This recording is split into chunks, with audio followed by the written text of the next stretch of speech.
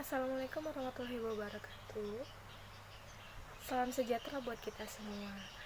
Hari ini kelompok kami akan membahas tentang leasing dan apa aja sih leasing itu, istilah-istilahnya, dan apa aja ciri-cirinya dan perusahaan leasing di Indonesia itu sendiri. A. Pengertian leasing.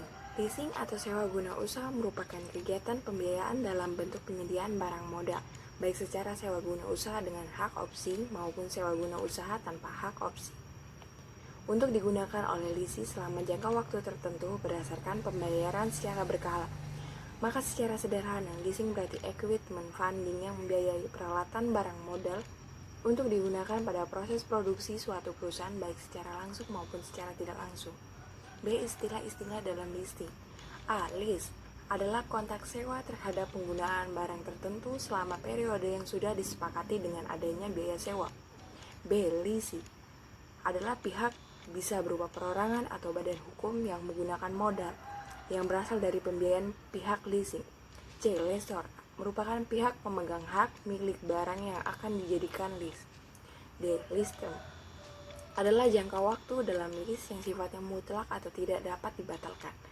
E. Residual value merupakan nilai dari lease aset yang diperkirakan dapat direalisasikan pada saat periode sewa masuk dalam tahap akhir.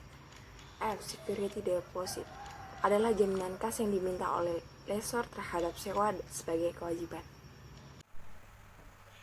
Perkenalkan, nama saya Ketra Melania Pangau, NIM 141190009.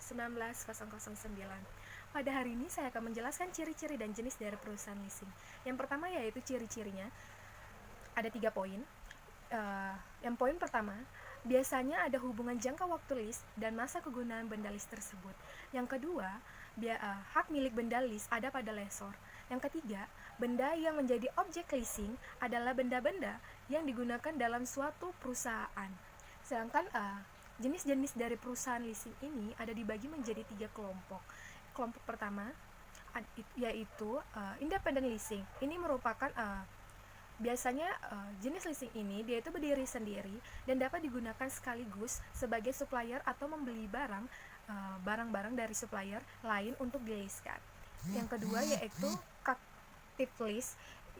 Leasing jenis ini produsen atau supplier mendirikan perusahaan leasing yang mereka leaskan adalah barang-barang milik mereka sendiri. Tujuan utamanya yaitu untuk dapat meningkatkan penjualan sehingga mengurangi penumpukan barang di gudang atau di toko. Yang ketiga yaitu lease broker. Perusahaan jenis ini kerjanya hanyalah mempertemukan keinginan lease untuk memperoleh barang modal kepada pihak lessor untuk dileaskan. Jadi dalam hal ini lease broker hanya sebagai perantara antara pihak lessor dengan pihak lease. Terima kasih. Oke, selanjutnya yaitu yang E, dasar hukum leasing di Indonesia. Kegiatan leasing secara resmi diperbolehkan beroperasi di Indonesia setelah keluar surat keputusan bersama antara Menteri Keuangan, Menteri Industri, dan Menteri Perdagangan.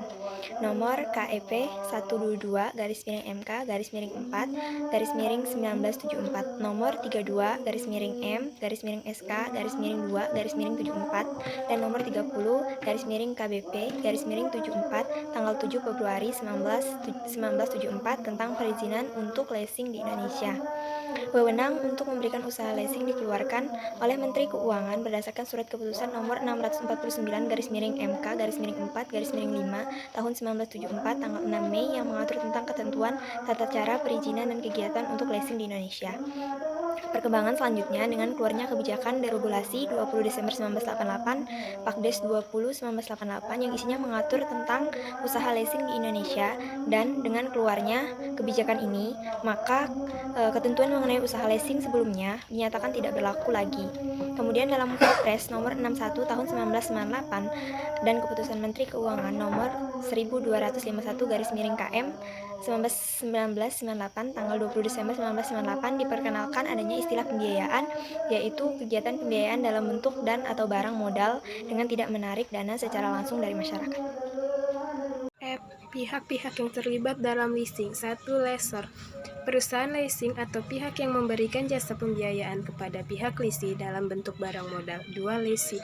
Perusahaan atau pihak yang memperoleh pembiayaan dalam bentuk barang modal dari lessor. 3. Supplier. Perusahaan atau pihak yang mengadakan atau menyediakan barang untuk disewakan kepada lessee dengan pembiayaan tunai dari lessor.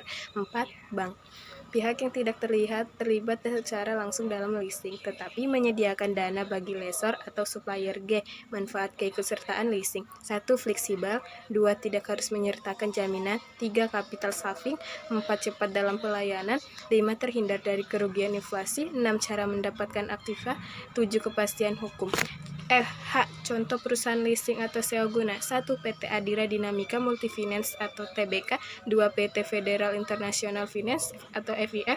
3. PT Busam Auti Finance atau BAF. 4. PT Sumif Auto Finance. 5. PT Wahana Otomitra Multiar atau 6. PT BCA Finance, 7 dan lain-lain. Sekian dari kami. Terima kasih. Mohon maaf bila ada kesalahan.